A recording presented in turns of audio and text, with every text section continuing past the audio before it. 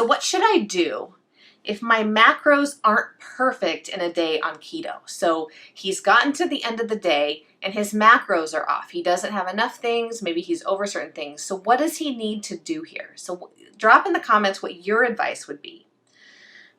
So we're going to break this down by macro type. We're going to talk about if you're too high or too low for the specific macros and what we would do. Now, this is what I would call on-the-fly eating.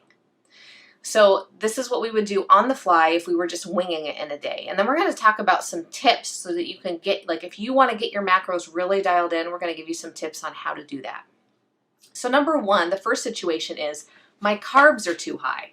So I'm at the end of the day, my carbs are too high. I'm significantly under my calorie goal. What do I do?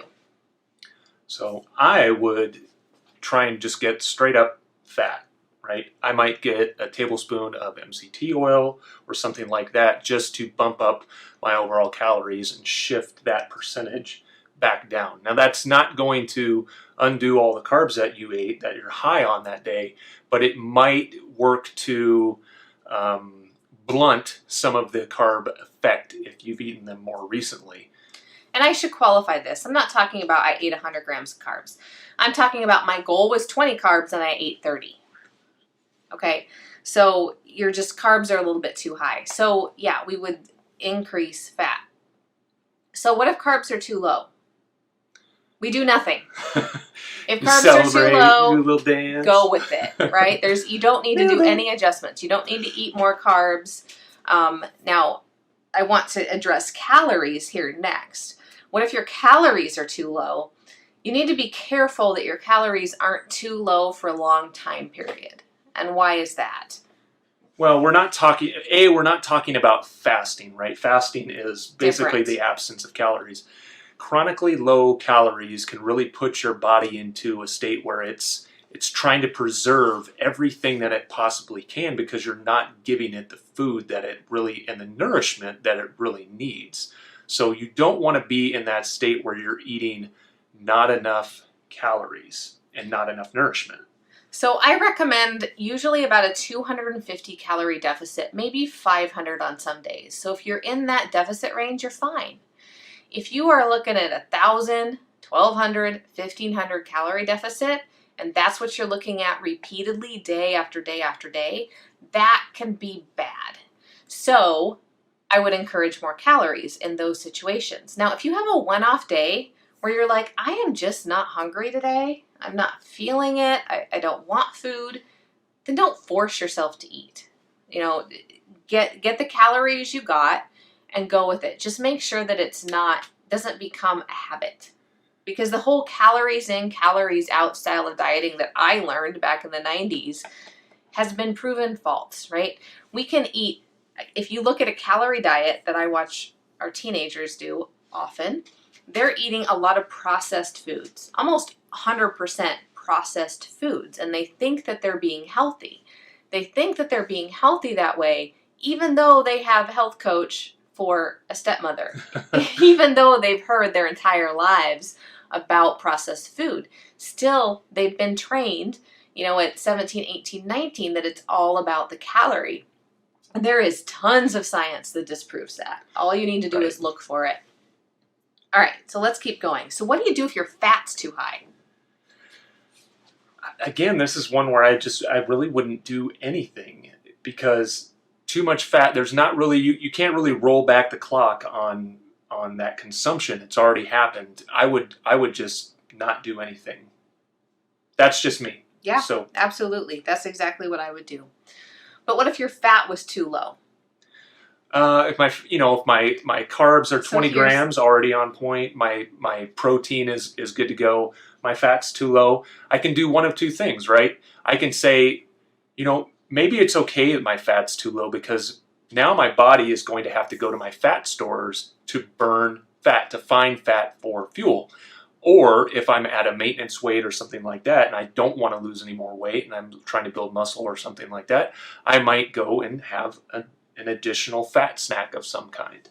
Yeah, perfect. So if you were looking to lose weight, your fat happens to be too low on a day, but everything else is looking good, Don't worry about it. Don't sweat it. This is an example of using fat as a lever. Because what's going to happen is if you don't eat the fat, your body's just going to go to the fat stores. If you're in ketosis already, right? If you're keto adapted, you're in ketosis already, your body's going to go ahead and burn the extra fat stores. But if you want to maintain weight, if you're at your maintenance weight and you don't want to lose, that's when you would go ahead and eat more fat. All right, so now protein. So protein has been demonized for years, even on a keto diet. Too much protein can cause gluconeogenesis. We're going to be doing a segment on this soon, not today. But that has been, there's some new research out, 2020 research, that shows that that's not the case. So what we're doing right now is testing it on ourselves, playing around with it, and we will be reporting back to you on that probably in about 30 days. But just rule of thumb, if your protein's too high on a day, don't worry about it. So you can actually increase your protein. If you are dealing with hunger and you're hungry all the time, you may need to increase your protein. So protein is too high. This is a good day to say, you know what, I'm going to do some strength training. I'm going to spend 20 minutes lifting heavy things to do some strength training. And then that puts that protein to good use in your body. Absolutely. All right, so protein is too low. So usually when protein too low, that is also you're hungry. Yes, because protein is very satiating. Protein is required to be broken down to basically build new cells, muscle protein, synthesis. There's a lot of things that protein's important for. And, you know, maybe the recommendations over time have been on the high side where like they've been telling bodybuilders, you need to get 0.8 grams to 1 gram per pound of weight, right? That might actually be a little bit high. But now there's some research that's saying like you could probably get by on 50 grams of protein a day, 20 grams of protein a day. It just depends on your particular physiology. So I'm kind of rambling here, so I'm going to send it back to Tara because what do you do if your protein is too low? I don't sweat it, but it's very rare that my protein's too low. So the only time I would eat more protein is if I'm very hungry or I've done some aggressive strength training that day. So if that was a strength training day and I worked my muscles pretty hard and I'm feeling it in my muscles, I would make sure that I'm getting adequate protein that day. But I'm a big believer in variation. I don't think that we should be aiming for macros that are exactly the same every day. I think we need to listen to our bodies. So, but really, in the end, this all comes down to planning. If you want to dial in your macros, if you want to be just nailing these percentages on the head every day, and you want to stop winging it, that's going to require you to take a step back and look at how you are doing things on a daily basis. We wing it all the time, but when we wing it all the time, we have to be more relaxed in our approach to our macros because we're not going to get perfect macros every day, and we're not going to necessarily get the results we want when we're winging it. So what do? We spend time planning. So I've actually created some tools such as our Keto Weekly Meal Plan, and this is available on our website, sustainableketo.com, where you'll find all of our products there that we've created. So this is a tear-off pad. It comes in 2 sizes. There's also a 2-sided keto shopping list for those of you who want to check things off. But this Keto Weekly Meal Plan will help you dial in your macros, because what you do is you sit down and you say, what do I want to eat for breakfast, lunch, and dinner every day during the week? From here, you make your grocery list, and the grocery list is just blank. It's got different categories. If you don't know, like if you want a done-for-you grocery list that you can just check the boxes, that's where this comes into play. But this will help you get that control on your macros. Because, you know, our brain, like right now, like pay attention to your reaction. Our brain throws out all these objections to planning. Right? I hate planning. All these objections to planning. You guys, nobody loves to plan their food. Like I've never met anyone who loves to plan their food and loves to plan every single meal that they're going to eat in advance. But if you want to get the results and if you want your macros dialed in, you've got to do the work.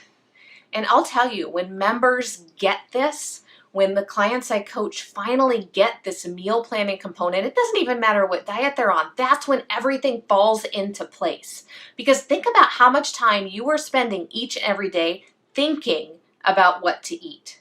Think about all that noise and that volume of thinking that's happening in your brain just thinking about your next meal.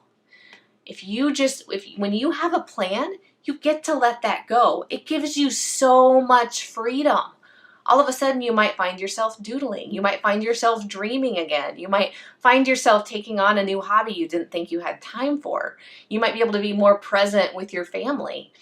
Like, it is amazing how much of our day we're spending thinking about our next meal. So this, like, meal planning, getting this dialed in is amazing. And this is part of the 90-day keto challenge we're currently in. As we're filming this, we're actually using my 90-day keto planner to plan, to do this work, to get these routines set up in our daily lives so that we can just kind of coast through life without having to agonize over macros and what we're eating and all these different things, because we've made the decision.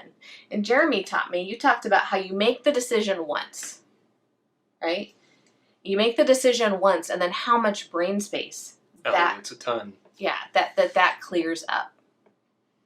And I worry about people that talk about like perfect numbers, because we don't want to see people drift towards some kind of disordered eating.